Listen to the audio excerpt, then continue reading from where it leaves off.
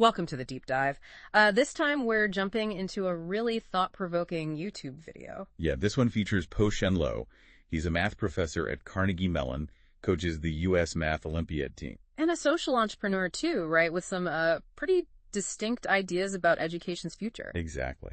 So our mission here is really to pull out the core of his thinking. What he sees changing, what skills you'll actually need moving forward. Especially, with AI becoming so central. Get ready for some insights that might really make you rethink education and, well, achievement itself. Okay, so what's the first big thing that jumps out from Low's perspective? Well, right away, it's his argument that the basic point of traditional schooling, it's shifting massively. How so? He basically says that the old focus, doing homework, doing well in exams, it's losing relevance fast, especially with AI tools readily available. Okay, let's unpack that. That's a huge statement. So if AI like ChatGPT can just generate answers, Low is saying the key skill isn't doing it ourselves anymore, but learning how to grade the homework. What does that really mean for us? It means developing a critical eye, really. The ability to look at information or a solution and evaluate it rigorously. So not just accepting the first answer you get. Exactly. I mean, think about it. If an AI gives you an answer in 2 seconds, your value comes from knowing, is this answer actually right? Does it solve the real problem? Or maybe there's a better way entirely. Precisely. And this ties directly into feeling informed, but not, overwhelmed by just stuff. Being able to assess information well, efficiently, that's becoming the real skill. Right. It's like quality control for information. Okay, so linked to that, he also talks a lot about independent thinking, doesn't he? Oh, absolutely. He really stresses that the world needs people who can come up with their own ways of thinking, who can solve problems nobody's seen before. He uses that matchstick puzzle example, right? Yes. The 6 matchsticks to make 4 triangles. It's a great illustration. Because most people immediately try to keep it flat on the table. 2 dimensions. And you just can't do it that way. Solution is building upwards, right? A tetrahedron. Exactly, a 3D shape. And that's the aha moment. It forces you to break out of that standard 2D box, to think differently. It really highlights that need for nonlinear thinking. And what's interesting, based on his experience teaching, all sorts of students. From the Olympiad team down to middle schoolers? Right. He observes that this kind of thinking, it's often not what traditional math education encourages. How come? Well, he feels school math tests often end up rewarding just recalling methods you've practiced over and over. So less about genuine problem solving, more about remembering the steps for that specific type of problem. Exactly. And he's pretty critical of the whole test prep industry for this reason. Because it doubles down on that. Yeah.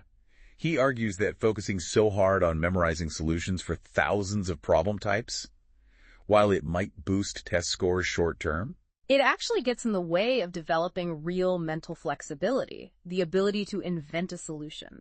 That's his point. He contrasts it with his own learning back in the 80s, where, maybe fewer resources meant each problem had to be a thinking exercise. Instead of just pattern matching from a huge database of memorized problems. Right. So the test prep approach might seem like it's helping, but it could be undermining the very skills needed for the future.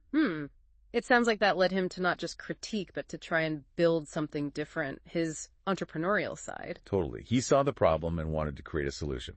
His first idea was a free website, XP, with math and science help. But that wasn't sustainable. No business model, really. So that evolved into a paid program where he taught directly. And that direct teaching led to a key insight. Yes, the power of live human interaction, expert guidance, even if it's harder to scale than just, putting videos online. But he didn't stop there. He built this interesting ecosystem.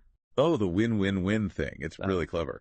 He connected middle school students who wanted to learn with high-achieving high school students who could coach them. And then brought in drama and acting students to train those high school coaches on how to communicate better. That is clever. So everyone gains something significant. The high schoolers get teaching experience plus communication coaching. From Broadway or Hollywood level actors, apparently. It makes their participation really valuable, not just volunteer work. So it's a self-reinforcing system. And this structure lets his program focus on what he considers fundamental skills. Exactly. They use subjects like algebra, geometry, combinatorics, number theory. Which, for anyone unfamiliar, combinatorics is about counting and arrangements, number theory about properties of integers. Right. But the key isn't just learning those subjects, it's how they learn them. They focus on novel problems, stuff students haven't seen a template for in school. So the subjects are almost a curriculum for thinking. That's the idea.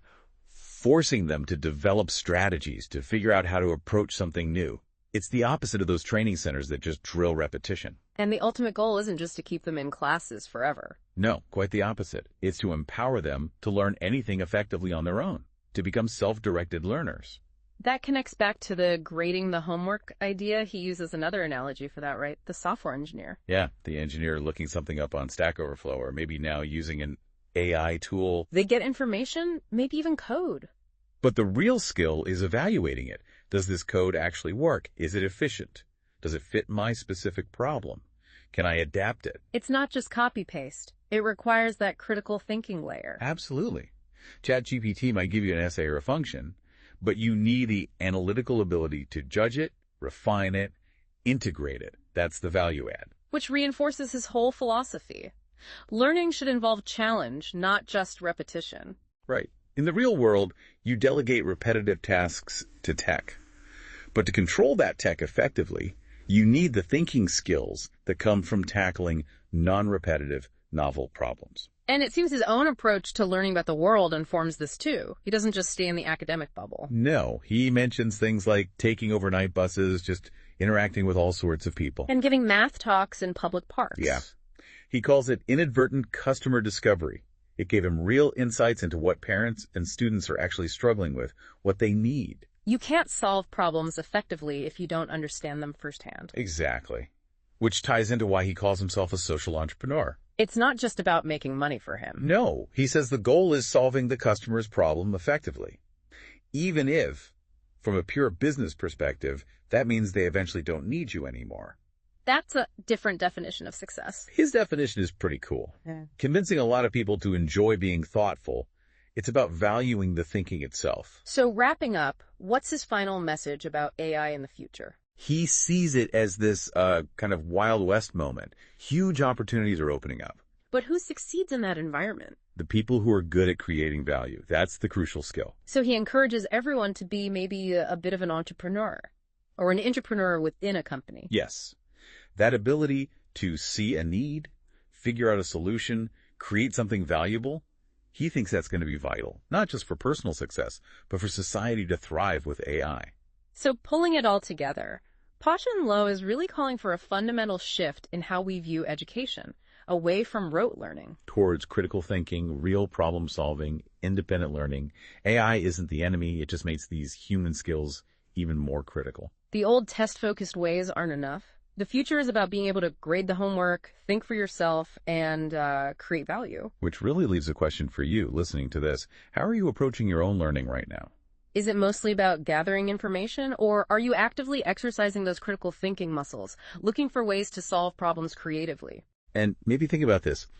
In this world that's changing so fast with AI, what new possibilities might open up for you if you lean into being more, entrepreneurial and deliberately thoughtful in how you engage with challenges? Definitely something to chew on. Thanks for taking this deep dive with us.